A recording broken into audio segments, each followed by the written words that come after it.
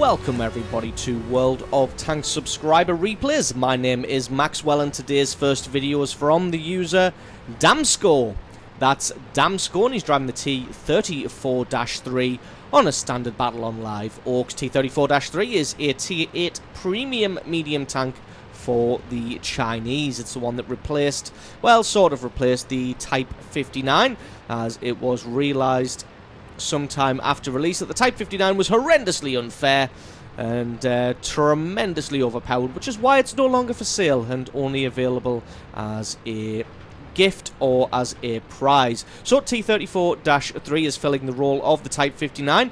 It's got a decent amount of speed, maneuverability, has the same hit points if I'm not mistaken, has a pretty good cannon.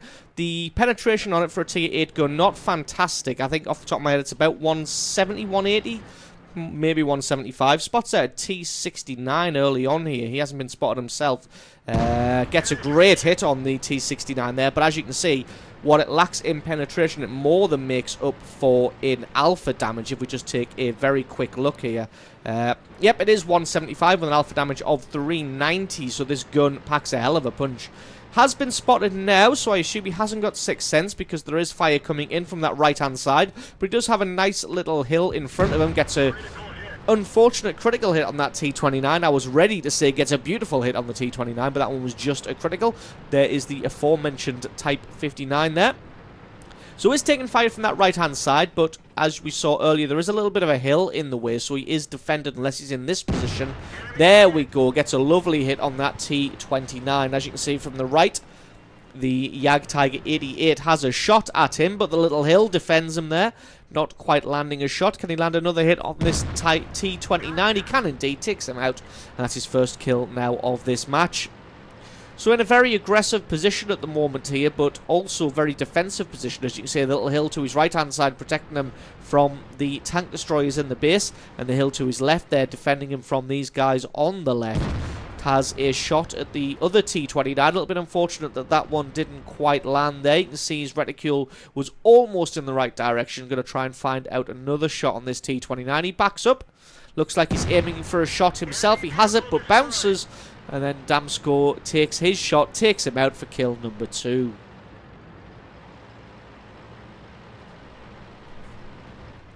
Spots out the enemy Ferdinand on the far right-hand flank there. Unfortunately, the Ferdinand was just backing off and unable to get a shot on him. Does see a T-28, so he's going to advance forwards here.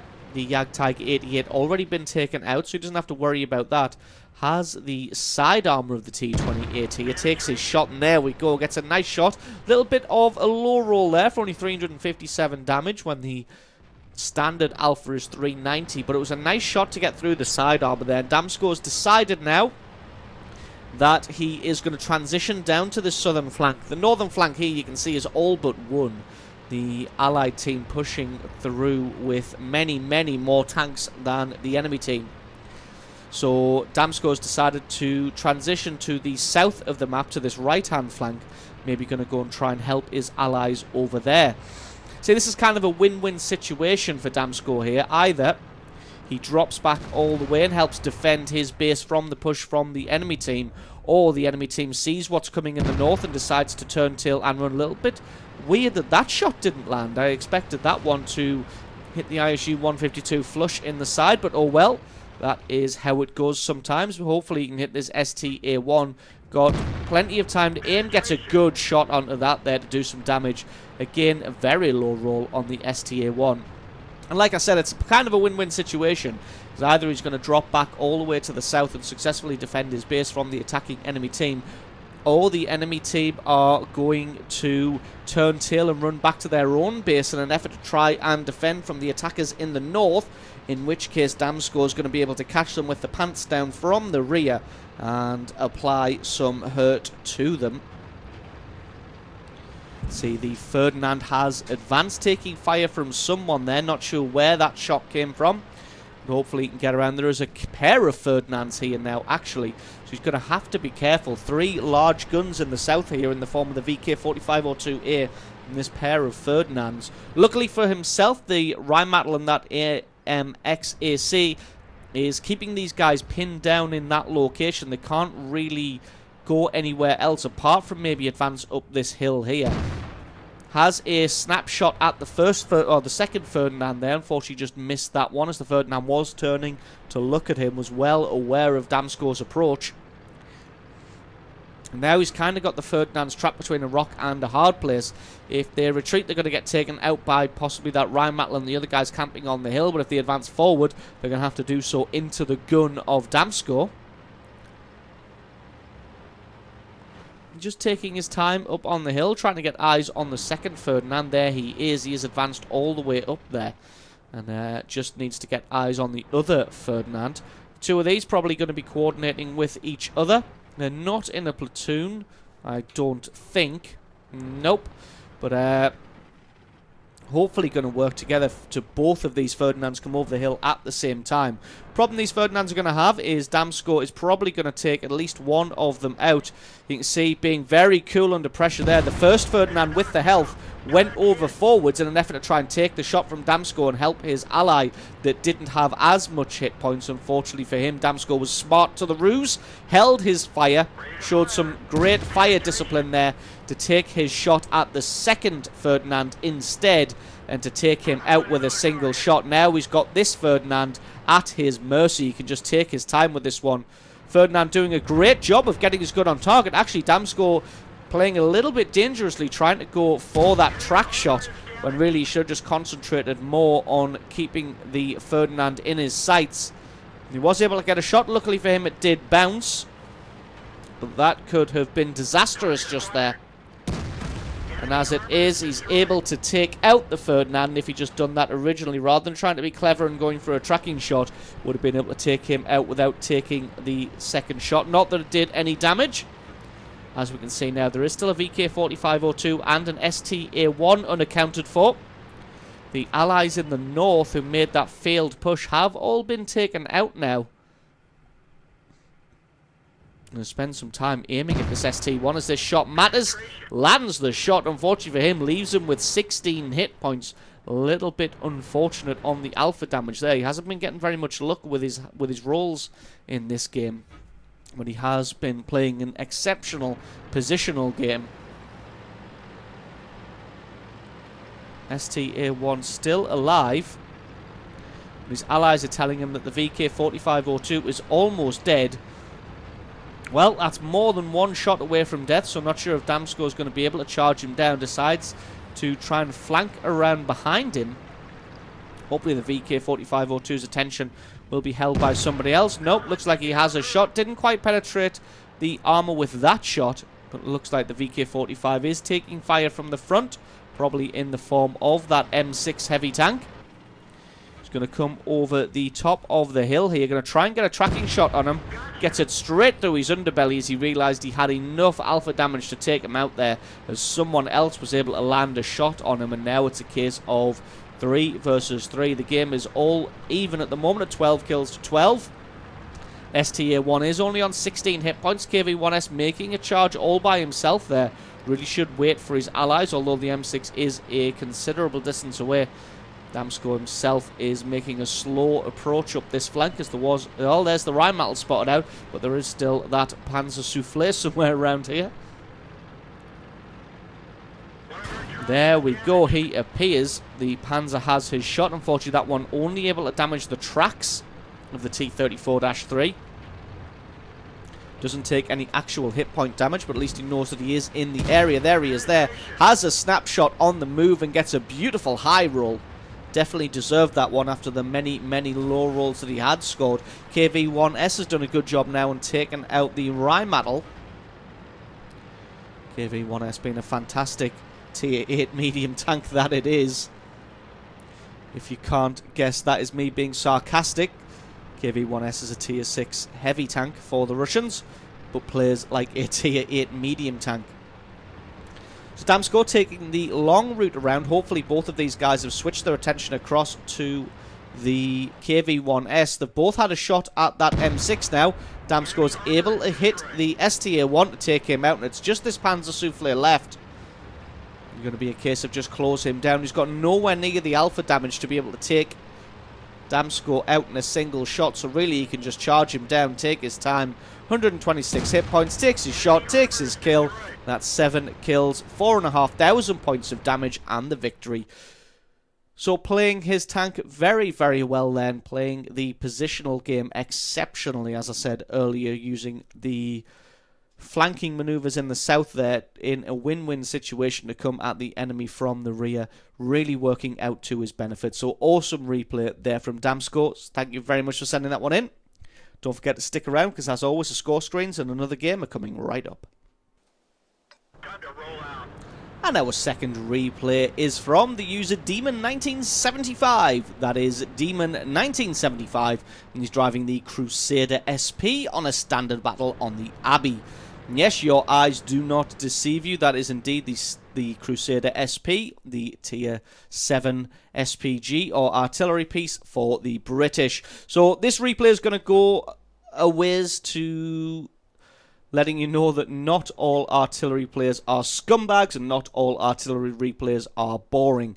And you can see that, yes, I do show artillery replays when they are interesting and when they are awesome. So, spots out a Centurion 1, has a quick click on that, but not quite landing the shot. The Centurion 1 just quick enough to back off in time. Now he's going to have to wait for that reload and see if he can spot out anybody else. Got some targets on the right-hand side, but it looks like he's just trying to play a little bit of counter-fire at the moment, see if anybody is firing from these bushes here. Did see a shell tracer around about this area, but it looks like nothing really coming of that just yet. Enemy team pushing very heavily on the right-hand side at the moment. You can see the Tiger 2 and KV-1S very well advanced. SU-122-44 and a Super Pershing a little bit further behind. So Demon going to be allowing his reticule just to close in on the area. This one is a little bit slow to get started, as you can imagine, with it being an artillery game, but it does hot up eventually. Just waiting for his allies to maybe try and get a spot on somebody. Not quite able to land a blind shot there. Has got some shots on the Tiger 2 and the KV-1S, so just going to allow his reticule to close in. Got some lovely shots on this Tiger 2, and if this Tiger 2 sits still any longer, he is going to be in serious, serious trouble. You can see somebody's landed a shot, probably another one of those artillery. Has his shot, and that one lands just in front of it there, as you hear. That one's close. 237 points of damage. So that one not quite hitting, but the splash damage still able to do a decent chunk of damage to this Tiger 2. Tiger 2 is going to stubbornly continue to move forward. So Demon is going to say, well, if you're going to stay out in the open undefended, then I'm going to have another shot at you here. Going to see if he fires this one blind again, or if he waits for the Tiger 2 to get spotted. Hasn't really got any allies in the area, so decides to switch across to the Super Pershing instead, who has now been tracked. Oh, nope, there we go. Tiger 2 is being brave and brazen. So he lands a shot straight on his head, takes him out, and that's kill number 1. You can see the KV-1S and the Super Pershing nicely bunching up there for the artillery to land multiple hits. Trying to have a shot on that KV-1S, as he is the squishier target, but he's just faded back into the... Oh no, here he is, popped up again. Will his reload finish in time? Allied artillery just about missed that one out. Again, that one just hitting the floor underneath the very front of the KV-1S, so that one only doing splash damage. You can see aiming at the very back of these tanks in an effort to maximize his chances of hitting.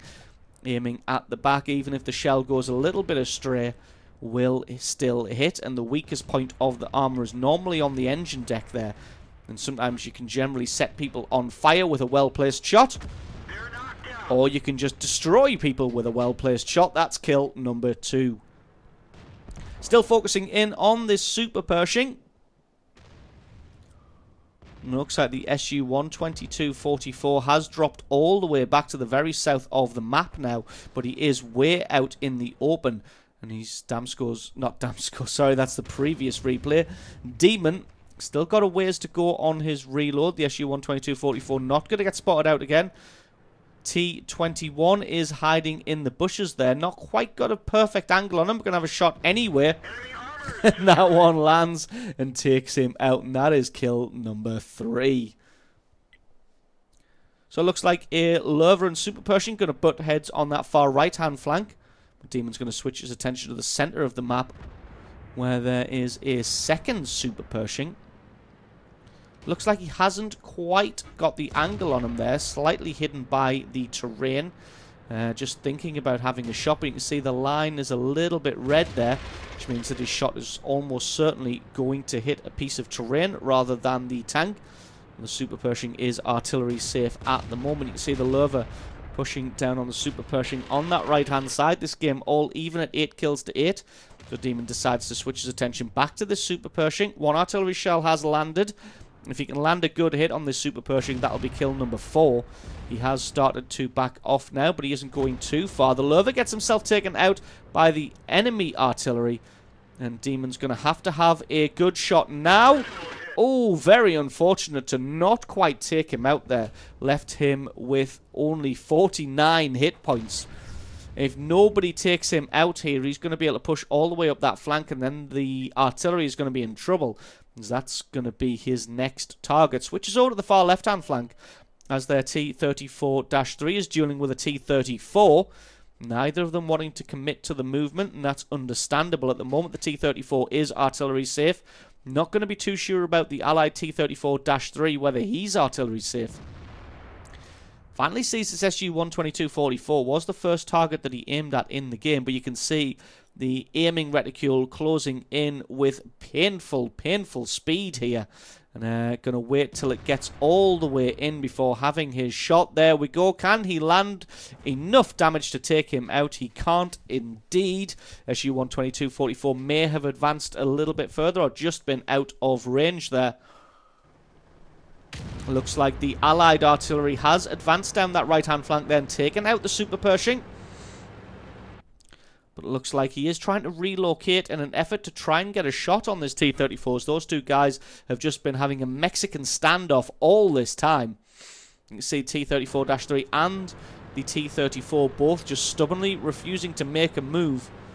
And I'm surprised that the enemy artillery hasn't taken out the T-34-3 yet. He must be artillery safe there. You can see Demon just having another relocation to try and hit this T-34. He's got a shot on him now as the enemy artillery starts to land in on the T-34-3, and just as Demon is able to get a shot, the T-34 decides to break the Mexican standoff and move, and that just messes absolutely everything up. T-34-3 needs to be a little bit braver here, to be honest. He could easily take out a T-34 with the amount of hit points he's got and not die. T-34, I'm not sure, has the alpha damage to be able to do 509 damage with a single shot. He hasn't got artillery cover at the moment, and there we go. T-34-3 easily takes out the T-34 without taking any damage himself. This one is still all even at 11 kills to 11. 3 artillery on the enemy team in that SU-122-44 to 2 artillery. A T-23-3 and a T-34-3 on the allied team. And to be honest, I think the allies are going to have the easier time of this. Should be able to just mop up the enemy team right now. As you can see, T-34-3 making a move on that left-hand side with the T-23 in the centre. As you can see, the SU-122-44 still doing work, is able to take out the allied artillery there. And all of a sudden, a wild Lorraine makes an appearance on the left-hand side. And Demon isn't loaded as the Lorraine comes in here, but I'm pretty sure the Lorraine probably had a shot as well. Nope, has his shot there and misses from point-blank range. Only an artillery player could manage to do that. Lorraine missing from point-blank range. Reversing away. He's got to be careful he doesn't do any splash damage to himself here. Gets his track taken out, so decides that it's now or never, do or die. Takes his shot, takes him out. Doesn't splash damage himself, which is fairly amazing, and he's able to take out the Lorraine there. And pick up kill number 4. Enemy team pulled ahead ever so slightly here. T-34-3 is in and around the enemy cap circle, but doesn't have any support right now. Demon is aiming down on the SU-122-44. Wants to take him out as he is the bigger threat, but it looks like he's going to have to switch his attention across to some artillery now. M12 making a move on the T-34-3. To be honest, with the speed he's moving, I'm not sure if Demon's going to be able to land a good hit on him. Starts to reverse, has his shot at that moment, but he stops just as the shell comes in. And that was a swing and a miss.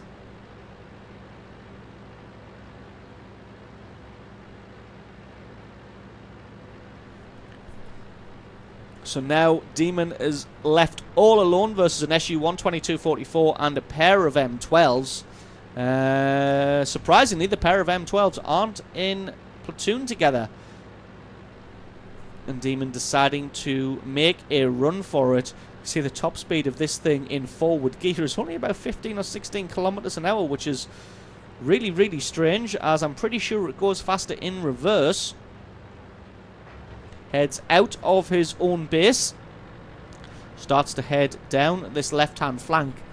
At least one of the M12s is probably going to be making a move up here. We're actually going to speed this one up a little bit until we get into the action. Finds the SU-122-44 finally, but he's going to have to try and take him out in TD mode.